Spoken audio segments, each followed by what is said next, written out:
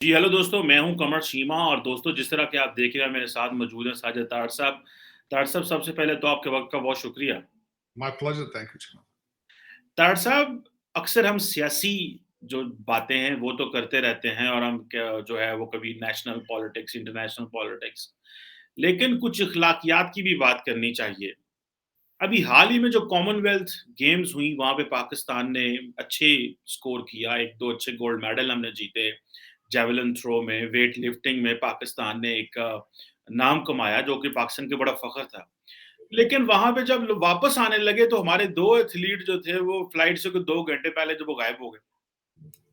ये ताड़ साहब ये क्या हमारे लोग जो एथलीट हैं, जिनका मुस्तकबिल भी है, ये वो लोग भी बाहर जाना चाहते हैं कि उनको कोई पता नहीं है कि वो पाकिस्तान के पासपोर्ट पे आए हैं, सरकारी पासपोर्ट पे आए हैं, कौमी झंडा लेके आए हैं और ये कभी वो हम सुनते हैं कि वो जहाज़ जाता है टोरंटो तो वहाँ पे जो हमारी एयर होस्टेस स्लिप हो जाती है। कभी कुछ इस तरह की चीज़ें तो ये ख़ासकर ये जो कॉमनवेल्थ में हुआ है, आप इसको क्या समझते हैं ये मॉरल डिग्रेडेशन है सोसाइटी की? मुआशरा इतना मामलात ख़राब हैं कि हमारे स्पोर्ट्समैन भी अब स्लिप हो जाते हैं। चीमा साहब, स्पोर्ट्समैन स्लिप होने का ये कोई पहला हादसा नहीं है, ये पहला वाकया नहीं है। अमेरिका में रहते हुए मैंने कई दफा देखा कि आपकी जूनियर टीम, हॉकी की टीम आती थी, आधी आधी टीम ही ये रह जाती थी, क्योंकि मैं खुद अमेरिका में वॉशिंगटन डीसी हूँ, मुझे पता होता था। अब मैं यहाँ पे अलमिया बताना चाहता हूँ आपको कि इस वक्त, बल्कि मैं आपके पाकिस्तान के फनकारों के नाम नहीं लेना चाहता, कि जो पाकिस्तान से मुसलसल अपने साथ जो टीमें लेकर आते थे, तबलची या म्यूजिशियन या सारे, वो पास पैसे ले लेके लाए जाते थे, उनका प्रोफेशन नहीं होता था। जिनको ह्यूमन स्मगलिंग के इल्जाम में उन पर पाबंदियां लगा दी जा चुकी हैं। हमारे पाकिस्तान के बड़े बड़े नामवर म्यूजिशियन है। वो इस तरीके से कि मैं जब डोनाल्ड ट्रंप पीरियड में, जब मैं वॉशिंगटन डीसी में व्हाइट हाउस में काफी करीब था और मेरा स्टेट डिपार्टमेंट के अंदर काफी जाना आना था, तो मैंने कई वहां पे देखी इस तरह लोगों के नाम गर्दिश करते हुए, या जिनके ऊपर बैन 10-10 साल का लग चुका है, सिर्फ इस वजह से कि वो ह्यूमन स्मगलिंग में इन्वॉल्व थे। बहुत बड़े बड़े फनकार। आप यहां तक देखें, ये तो आप कह रहे हैं कि हमारे स्पोर्ट्स एथलीट आए हैं, हमारे तबलीगी जमात के लोग आते थे, जमात बना के पैसे लेकर ह्यूमन स्मगलिंग करते थे। ये एक बड़ा कॉमन सा ये इन्होंने अब्यूज किया, आप उसको कहते हैं। यहाँ पे क्योंकि मैं लीगल, मेरा बैकग्राउंड है लॉ के साथ, नौज बिल्ला यहाँ तक किया जाता है कि यहाँ मस्जिदों में रिलीजियस वीजा, जो होते हैं रिलीजियस टीचर्स, उनको दिया जाता है रिलीजियस वीजा। यहाँ पे कई हमारे पाकिस्तानी दोस्तों ने, अजीजों ने मस्जिदें बनाई, फेक अपार्टमेंटों के अंदर मस्जिदें बनाई, लोगों को स्पॉन्सर ग्रीन कार्ड लेके देने के लिए। तो आप बात कर रहे हैं सियासत की, लेकिन मैं एक और बात ये कहना चाहूंगा, सियासतदान भी और हमारे हुक्मरान भी इसी तरह के हैं जिस तरह की अवाम है। कहते हैं कि जिस तरह की अवाम होगी उसी तरह के हुक्मरान उन पर मुसल्लत कर दिए जाएंगे। अब जिस कंट्री के अंदर कोई लॉ एंड ऑर्डर ना हो, कोई मुस्तकबिल ना हो, नौकरियां ना हो, और आपने रिसेंट मिसाल देखी है, ₹250 पे डॉलर था, 300 की उसकी एक्सपेक्टेशंस थी। आज के हालात देखें, आपका वजीर आजम जो है वो सिर्फ इस्लामाबाद का वजीर आला बन चुका है, उसकी कोई जुरिस्डिक्शन ही नहीं है, उसकी रेट ऑफ गवर्नमेंट ही कोई नहीं है। उसके आस-पास परवेज लाई साहब ने स्पीच अगले दिन 14 अगस्त पे जो दी है, उन्होंने कहा राणा सनाउल्लाह तुम फांसी दे देंगे। और ये वही राणा सनाउल्लाह है, आज से 1 महीना पहले इनके घर गया है, इन्होंने खाना पकाया उसके लिए, और ये उस वक्त नून लीग की तरफ से इनको चीफ मिनिस्ट्री ऑफर करने गया। उसके एक-एक अल्फाज मेरे ज़हन में अभी तक वो कानों में बाज़ गश्त हो रही है कि इन्होंने किस तरीके से पुरतबाक इस्तकबाल किया ऐसी राणा सनाउल्लाह। और आज वो मैसेज दे रहे हैं कि तेनू मैं तोन के रख दिया। और दूसरा वो और वो देखें कि इस्लामाबाद से बिल्कुल अडियाला जेल जो है वो डिफरेंट टेरिटरी, जिस तरह से डिफरेंट कंट्री। आपके परवेज गिल साहब को मिलने गए हैं वो उनके जो इंटीरियर मिनिस्टर डोगर साहब, कर्नल साहब, तो he is portraying like I am in a different territory, I am in a different country. सुबह सरहद के जो है वो chief minister behaves like a different country. और मैं दूसरा आपको अर्ज की थी कि आप मुझे ये बताएं, आपका कोई बच्चा एसोसिएट डिप्लोमा ले ले तो फौरन उसकी इमिग्रेशन हो जाती है, कनाडा और ऑस्ट्रेलिया चला जाता है। आपका डॉक्टर को रहता है वहां पाकिस्तान के अंदर, आपका कोई इंजीनियर रहता है, जो जो जिसको कनाडा या ऑस्ट्रेलिया की इमिग्रेशन नहीं मिलती, वो दुबई या सऊदी अरबिया चला जाता है। आप मुझे ये बताएं, आप ह्यूमन रिसोर्स के अलावा, लेबर के अलावा आप कौन सी चीज एक्सपोर्ट कर रहे हैं जिससे आपकी इकॉनमी चल रही है? तो ये जो बच्चे यहाँ पे बॉक्सर यहाँ आ गए हैं, ये तो आप शुक्र करें कि ये गेम्स में हिस्सा लेकर गए हैं। मैं एक आर्टिकल अगले दिन पढ़ रहा था कि यूरोप में हमारा एक स्विमर पाकिस्तानी गया है, वो मुकाबले से पहले ही भाग गया था, गायब हो गया यूरोप में। उन्होंने कहा पता नहीं की बनना है होते।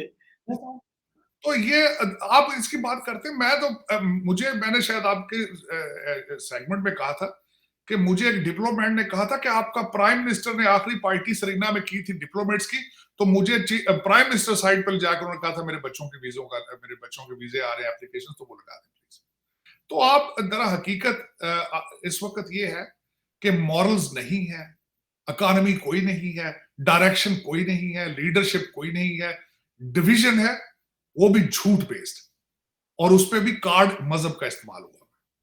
तो ये आगे वाले दर हकीकत मुझे I am not very very hopeful about the future कि पाकिस्तान किसी राइट डायरेक्शन पे जा रहा है। कौन सेव करेगा? कौमों के ऊपर सख्त वक्त आते रहते हैं, लेकिन लीडर्स होते हैं जो उनको इस तरह के हालात से निकाल के बाहर ले आते हैं। लेकिन अफसोस के साथ वैसे कौम मायूस थी पीपल्स पार्टी से और नून लीग से, और ये तीसरा तजर्बा जो पीटीआई का उन्हीं की वजह से किया गया था। लेकिन उन्होंने भी उस्मान बुजदार टाइप करके काम हमारा वसीम अकरम प्लस लगा के, और उन्होंने भी जो अपने जो नौरतन इकट्ठे किए थे उन्होंने भी मायूस किया कौम को। अब तो इस वक्त द नेशन इज कंप्लीटली डिमोरलाइज्ड। बिल्कुल सही कह रहे हैं, नेशन इज डिमोरलाइज्ड।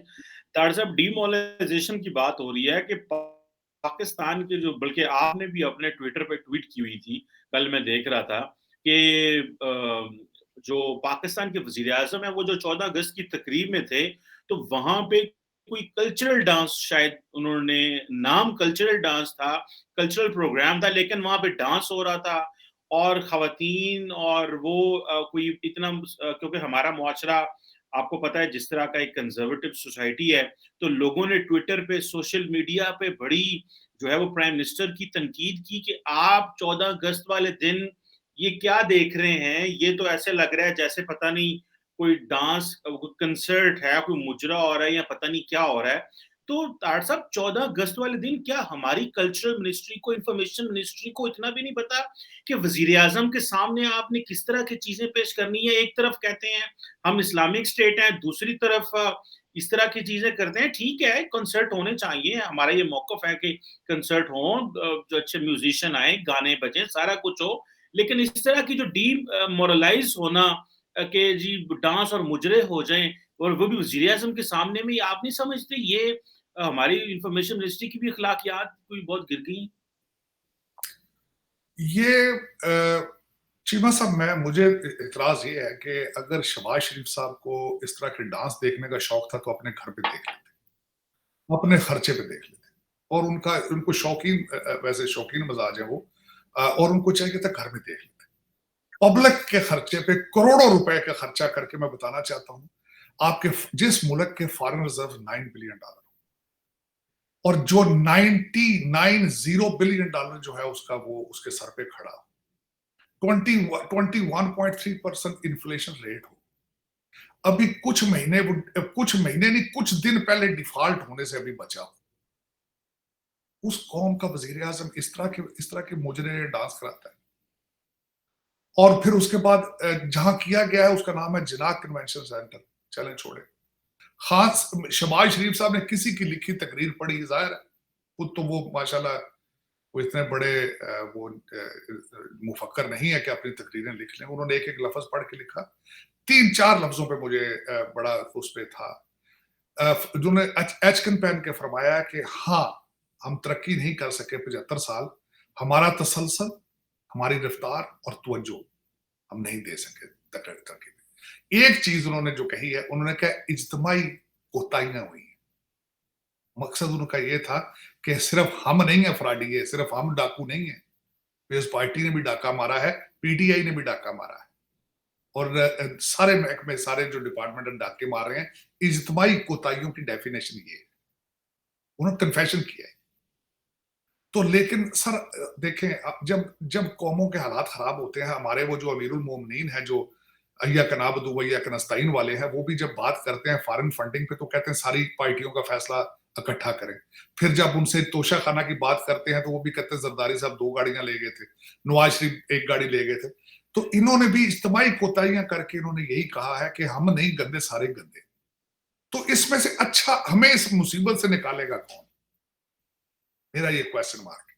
और उसके बाद ये है कि आपको इन पे एतराज है, तो जो लाहौर के अंदर पंजाब गवर्नमेंट का जो पंजाब लोगों के टैक्स पेयर्स के पैसों से वहां पे जो जलसा किया गया है हॉकी ग्राउंड के अंदर, तो मुझे तो उस पर भी एतराज है कि पब्लिक फंडिंग पे आपने किया है, इतना ज्यादा बोझ डाला है एक ऐसे मुल्क को जो अभी डिफॉल्ट से बाहर नहीं निकला। आपके पैसे इस वक्त आपने $14.5 बिलियन चाइना का देना है, 8.7 बिलियन आपने चाइनीज बैंकों का देना है। आज अगर पैसा वापस मांग लें तो 2 चीजें होंगी, ना आपको आईएमएफ पैसे देगा और आप डिफॉल्ट 1 घंटे में हो जाएगा। इस तरह की कौम के हालात हों और लल्ले तलल्ले आप करें और शर्म नहीं आती। और बलूचिस्तान के अंदर आपका आधा सूबा जो है धूप के नीचे बैठा है, उनके पास छत नहीं है, और उनकी बकरियां और मुर्गियां, उनका कारोबार था, वो भी आधी सैलाब में जा चुकी। मैं कभी सोचता था एज ए पाकिस्तानी होना, एक इलाका इस्लामाबाद से लाहौर तक ये पाकिस्तान नहीं है अगर किसी को मुगालता है। सिंध जो गरीब है, जो बलूचिस्तान है, जो जो जिनके पास 2 वक्त का खाना लग्जरी बन चुकी है, उनका भी सोचें। तभी आप इस आपके ऊपर खुदा की लानतें बरस रही हैं, क्योंकि आप अपनी कौम का, अवाम की तकलीफें समझते ही नहीं।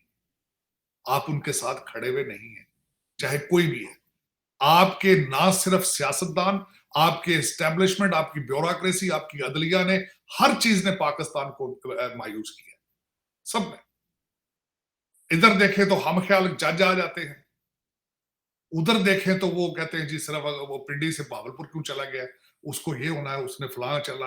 मेरा मतलब एक ऐसा कभी, लेकिन कौम का दर्द कोई नहीं किसी को, गरीब का दर्द कोई नहीं, पाकिस्तान का दर्द कोई नहीं किसी को। यही अलमिया पाकिस्तान का। मेरे ख्याल में आजादी जो होती है, आजादी ये होती है कि मुल्क अपने पांव पे खड़ा होकर अपने फैसले खुद कर सके, मुआशी तौर पर आजाद। लेकिन बिल्कुल मुझे सही। नहीं लग रहा कि आप मुआशी तौर पे आजाद होंगे। आप ना ज़हनी तौर पे आजाद हैं, ना मुआशी तौर पर आजाद हैं। आजादी आपने सिर्फ ली है जोग्राफियाई, आप सिर्फ नक्शे पे आजाद हुए हैं। आप ज़हनी तौर पे भी गुलाम हैं, मुआशी तौर पे भी गुलाम हैं, और आप गुलाम ही रहेंगे, क्योंकि यू आर लंदन बेस्ड। आपको ऑपरेट करने वाले लंदन से जाते हैं, लंदन चले जाते हैं। खान साहब ने भी अगले दिन यही कहा है कि इनके बच्चे इंग्लैंड में, तो खान साहब आपके बच्चे भी तो इंग्लैंड में। आपने एक बच्ची तो कैलिफोर्निया में, बड़ा अरसा आपने तो उसको एक्सेप्ट ही नहीं किया था। वो तो अदालत के फैसले, अदालत ने आपको पकड़ कर आपका डीएनए करा के सीता वाइट के साथ बच्ची दी थी। जो बच्चे अपने नहीं पालता, वो पाकिस्तान किस तरह पालेगा? खान साहब के तो अपने बच्चे ननियाल और उनकी बीवी पाल रही। चले फिर, ये तो फिर एक अलमिया है। देखें, मैं बल्कि मैं आजकल एक बुक पढ़ रहा हूँ मैकावेली की, और खासकर वो बुक लिखी है जो हमारे ब्रिटिश प्राइम मिनिस्टर थे पिछले, उनके जो चीफ ऑफ स्टाफ है, उन्होंने लिखी है। तो मैं उसमें जो खासकर मैं उसके बारे में पढ़ता था कि खान साहब की हर पॉलिसी इज बेस्ड ऑन मैकावेली। उनकी उसकी जो बुक, खासकर जो पहले मैंने एक पढ़ी थी काफी अर्सा पहले, द प्रिंस, में अब दोबारा पढ़नी पड़ेगी, क्योंकि खान साहब की हर चीज के पीछे मुझे मैकावेली की फिलॉसफी लगती है कि किस तरीके से खान साहब लोगों को यूज करके छोड़ देते हैं, किस तरीके से पावर हंग्री, कि पावर के लिए हर चीज कुर्बान कर देनी। तो वो, अब देखें, ये वो दिस इज व्हाट द, मैंने कल भी शायद कहा था कि लेजेंड्स ऑफ मैकावेली पाकिस्तान में हो रहे बिल्कुल ठीक है। तार साहब, एक और डेवलपमेंट है और वो ये है, अभी आपने अपनी तकरीर में कहा, अभी आपने अपनी अभी अरसा पहले वक़्त पहले कह रहे थे कि जो शहबाज शरीफ साहब, उन्होंने कन्फेशन किया है कि हम 75 साल में पाकिस्तान को कुछ नहीं दे सके, हमने लोगों को गुर्बत दी है और हम अकेले चोर नहीं हैं, बाकी भी हैं। लेकिन वहाँ भारत में जो इंडिया के प्राइम मिनिस्टर हैं नरेंद्र मोदी, उन्होंने कहा है कि हम अगले 25 साल में एक डेवलप्ड कंट्री बन जाएँगे। वो कि मैं समझता हूँ ये बहुत ओवर स्टेटमेंट है, वो ज़्यादा मोदी साहब जो हैं वो छोड़ते भी बहुत हैं, लेकिन एट लीस्ट वो जो एक कॉन्फिडेंस होता है स्टेट को देना वो भी है। वर्ल्ड बैंक की रिपोर्ट के मुताबिक इंडिया जो है वो लोअर मिडल इनकम कंट्री में आता है, जहाँ पे पर कैपिटा इनकम जो है वो तकरीबन $1100 से कुछ और $1000 तक है। तो तार साहब नहीं 1900 जी, जी। जीडीपी जो है। नहीं, नहीं, मैं पर कैपिटा इनकम की बात कर रहा हूँ, जो कि एवरेज अभी मैं सुन रहा था इंडियन फॉरेन मिनिस्टर जयशंकर को, वो कह रहे थे कि जो हमारी पर कैपिटा एवरेज इनकम है वो तकरीबन $2000 है। ये जयशंकर हाँ कह वही रहे थे। 1900 आप 1900 वही डाल बिल्कुल ठीक। जीडीपी तो उनकी $3 ट्रिलियन की है। ये पर कैपिटा इनकम की वो बात कर रहे थे। मैं जो क्वेश्चन कर रहा हूँ इस ये रेफरेंस देके मोदी साहब का, कि वो कह रहे हैं हम 25 साल में डेवलप हो जाएंगे, और हम कह रहे हैं कि हम 75 साल में गलतियां हुई, हम अपने मुल्क को तरक्की नहीं दिला सके। तारड़ साहब वो फिर 1 अरब 40 करोड़ को लेके आगे की तरफ जा रहे हैं, हमसे 25 करोड़ नहीं संभाले जा रहे।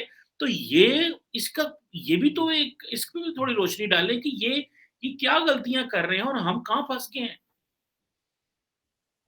देखें मैं उसमें इस वक्त India is definitely on a right track, मैं बताता हूँ। और इस ट्रैक में आने के लिए सिर्फ मोदी साहब नहीं है, उनके पीछे बड़ी फिलॉसफी है, उसके पीछे बड़ी लोगों की कुर्बानी है। अगर लोग आप देखें, मैं जब आप उनकी लीडरशिप पिछली देखता रहा हूँ, देसाई, मोरारजी देसाई है, वाजपेयी है, उसके बाद डॉक्टर मनमोहन सिंह का बड़ा इसके अंदर रोल है।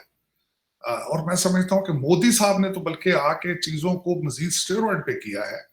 और दूसरा, इन्होंने खान साहब ने, मैं खुश हूं इन्होंने कि डॉक्टर जयशंकर की इन्होंने इस्तेमाल किया अपनी आजादी में, लेकिन खान साहब ने जिस तनाजर के साथ डिस्कस किया वो गलत है।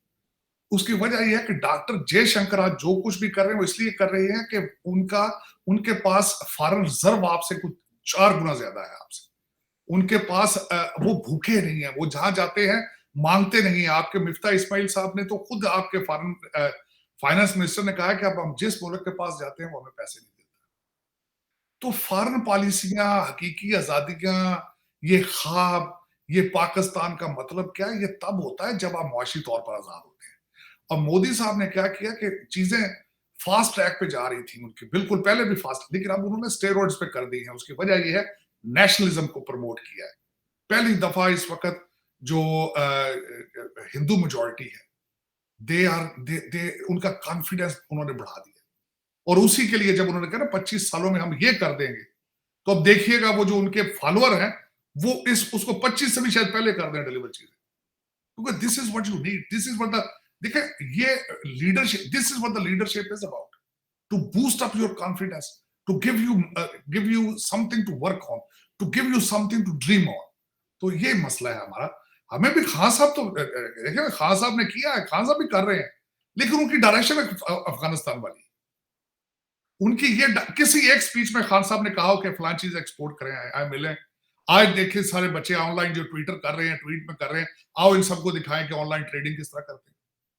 खान साहब ने आज तक कहा हो कि आए हम अपने एक्सपोर्ट को इस तरह बढ़ा देंगे, आए मुल्क कुर्बानी दें, हम इंपोर्ट इस तरह कम कर दें, इंपोर्ट को बंद कर दें, आज के बाद हम इंपोर्टेड चीजें पसंद नहीं करेंगे, मेड इन पाकिस्तान के वो देखिए।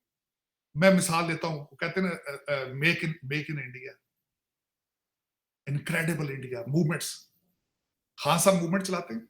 खान साहब के पास इतनी इतनी गोल्डन अपॉर्चुनिटीज होती हैं। खान साहब ये जो कॉन्सेप्ट करना था, ये अगर बलोचिस्तान में कर लेते तो फिर इनका कद और बड़ा हो जाना था। खान साहब ने आज तक बलोचिस्तान की बात की? खान साहब ने आज तक कोई ये कहा हो आए मिल को पाकिस्तान? खान साहब ने कहा आज तक रोड मैप दिया कि मैं आए जी अगले 5 साल तक, 25 साल छोड़े, आज अगर कहें पाकिस्तान के हमने 5 साल तक कर्जे अपने खत्म कर देने, आए मिलके फलां चीज हम एक्सपोर्ट करेंगे, आए हम इंपोर्ट करना बंद कर दे, कभी कहा है किसी? नून लीग ने कभी कहा है? कभी पीपल्स पार्टी ने कहा है? यही तो डिफरेंस है हमारा और भारत का। अब तो आपको कंपैरिजन करना ही नहीं चाहिए उनके, क्योंकि गैप इतना ज्यादा हो चुका है आपका भारत के साथ कि वो you cannot touch them, you cannot touch them. आप तो बांग्लादेश के साथ नहीं कंपेयर कर रहे, आप तो आजकल अफगानिस्तान के साथ भी कंपेयर करने के हालात नहीं, उनकी करेंसी भी आपसे स्ट्रॉन्ग है। लेकिन ये कि आपको शीशे शीशे ही कोई नहीं दिखाता, आपको ख्वाब, बस ख्वाब आए रियासत मदीना। और यार पहले इस्लाम को तो समझ लो यार, इस्लाम ये कहता है कि मुल्क आपका सारे बेरोजगार वहां बैठे हो, सैलाब के मुतासरीन है, और आप यहाँ नाच गाने कॉन्सर्ट कर रहे हो, ये इस्लाम है आपका, ये कौमियत है आपकी। मैं सिंध के हिंदुओं की तो बात ही नहीं करता हूं, तो आप वैसे ही आप उनको समझते हैं थर्ड क्लास सिटीजन। उन बल्कि अच्छे मुसलमान हो तो उनकी भी मदद करें जाके, सर पे बिठाएं उनको भी। लेकिन ये कि किसी मोरालिटी हो तब, किसी को एहसास हो। आप, मैं हमेशा ये कहता हूँ चीमा साहब, आप सबसे पहले पैदा होते हैं एज इंसान, उसके बाद मुसलमान, हिंदू और सिख बनते हैं। लेकिन अगर जिसको इंसानियत का कोई दर्द नहीं है, उसको मजहब का क्या है? ये सिर्फ हमने एक एक रूप पहना हुआ है, एक कमीज पहनी हुई है। मैंने हिंदू की शर्ट, मैंने मुसलमान की शर्ट पहनी है, किसी और ने हिंदू की शर्ट पहनी, किसी ने सिख की कमीज पहनी हुई। इनसाइड हम गंदे लोग हैं। हमने ना अपने मजहब को, हमने सिर्फ ये कारोबार बना रखा है मजहबों को। हम इसके स्पिरिट्स को नहीं देखते, इसकी ओरिजिनलिटी को नहीं देखते। दुनिया में ऐसा कोई भी मजहब ऐसा नहीं है जो नफरत सिखाता हो। लेकिन ये कि हम अपने मकासद के लिए, मैंने जिस तरह बताया, खान साहब की कभी मैं कहता हूँ कि मैं देखने वालों को फूड फॉर थॉट्स है। वो मेकावली की किताब कभी आप पढ़े, द प्रिंस, बिल्कुल यही लग रहा है खान साहब ने उसी उसी का रोड मैप लेके इसमें खान साहब ने पाकिस्तान को यरगमाल बना लिया। लेकिन आई विश के इनको को रोके, वरना he is gonna take Pakistan to Afghanistan और सोमालिया। बिल्कुल ठीक कह रहे हैं तार साहब, ये हमें अफ़गानिस्तान और सोमालिया की डायरेक्शन में लेके जा रहे हैं और अल्लाह पाकिस्तान का हामी नासर हो। जिस तरह की हमें लीडरशिप मिली हुई है, उम्मीद कम है और हमें इनके दुःख ज़्यादा खा गए हैं, इनकी अपनी आपस की लड़ाइयाँ ज़्यादा हैं और हमारे अवाम के जो मसले हैं, उस पे ये बात जो है वो नहीं करते। वेरी अनफॉर्च्यूनेट सिचुएशन है obviously. Thank you very much तार साहब, आपके वक़्त का बहुत शुक्रिया। हमेशा बड़ी दिल से, बड़ी मोहब्बत से पाकिस्तान की बात करते हैं और वो दुःख दर्द जो एक आम आदमी का इश्यू होता है, उसको आप डिस्कस करते हैं, ताकि at the end of the day किसी के कान में तो कुछ पड़ जाए और ये कुछ तो ये समझें कि वो जो आप बार-बार बात करते हैं कि लाहौर में जलसा करते हो, बलूचिस्तान में क्यों नहीं करते, वो भी पाकिस्तान है। और जो आप बात करते हैं कि लाहौर इस्लामाबाद से लेके लाहौर पाकिस्तान नहीं है, सिंध और बलूचिस्तान भी पाकिस्तान है, उसकी भी बात करें, तो ये बातें जो हैं चीमा साहब, मेरा मकसद ये था कि वहां जाके ये कॉन्सर्ट करने की बजाय जो सलाब जदगान है, जिनका एक छत था वो भी तबाह हो गया, उनको सपोर्ट करते, उनकी मदद करते हैं। दुख तो ये है, दुख तो ये बस ये एलीट है तार साहब, ये एलीट, और ये एलीट सिर्फ अपने इंटरेस्ट को ही वॉच करती है। Any how, thank you very much sir for your time and for your valuable comments. बहुत शुक्रिया। है।